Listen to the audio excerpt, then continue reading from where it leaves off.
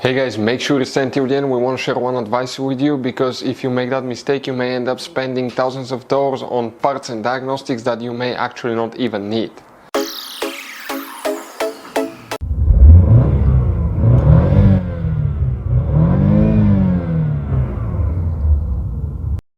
Hey guys, welcome back to Electrical Car Repair Live. Thank you guys for watching and subscribing to the channel. Today will be super helpful video to any of you having a Dodge Charger, that generation here from year 2014 to year 2024.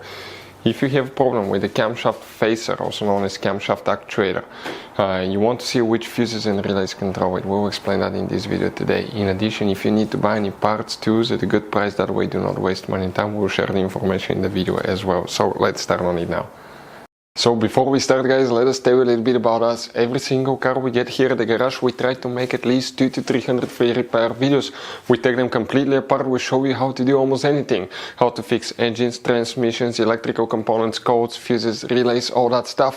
Why we guys do it? Because our mission in the shop is to save you as much money as we can. All we need in return, please subscribe to the channel, like the video, that way we can keep making these absolutely free videos for you. And if you want guys, please check out our YouTube channels. We have more than 15,000 free repair videos that can save you thousands of dollars in future repairs. So the camshaft phaser actuator fuses relays, where you can find them guys. By the way, if you want to see how to test one, we'll have the videos on our YouTube channels.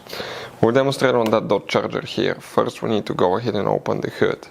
Now it could be V6, V8, but when you face your engine, on the left side you have a fuse box. It will be the same for all engines. You see these two tabs, squish them together and pull the cover out. Underneath you're going to find a fuse box with a layout like this one here. Before we guys continue, let's explain quickly why it's always a good idea to test fuses and relays.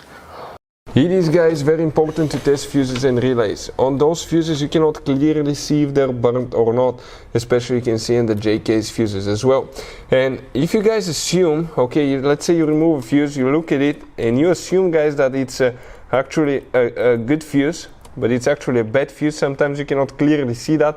What can easily happen guys at that point, you can put the bad fuse in and you start replacing parts and tools that you don't need to, so you lose your time, you lose your money to fix a problem that doesn't exist, when all we had to do is test the fuse and replace it. We'll put a link to a special video that will teach you how to test fuses, how to check relays very easily as well guys. So check it out, it will be in the description of the video below. For the camshaft phaser actuator, which fuses and relays we need to check, there is very limited information about that, so we need to check all engine management fuses and relays. Most likely one of them, the function is for the camshaft phaser actuator. In that third row here that you come with the little fuses, starting from left, that's fuse 28, 29, 30, 31 is the first fuse that you need to check. Then you go to 34, after that you go to 35.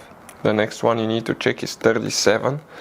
After that you need to check relay 63, which is known as ASD relay.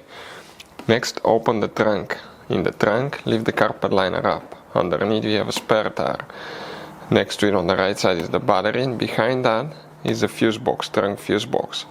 Here you will need to remove that cover by squishing the tabs together, and underneath you have that layout. We need to check relay 29. And some of you may have relay 14 here that you will need to check as well on your Dodge Charger. So this guy's Dodge Charger has all kinds of different fuses and relays, different sizes, and those guys, okay, could be really hard to find, especially if you're in the middle of nowhere. One time we needed a replacement, we couldn't get one, we were stuck because we had to wait a few days to get a shipment. So we recommend to buy some spare fuses, relays.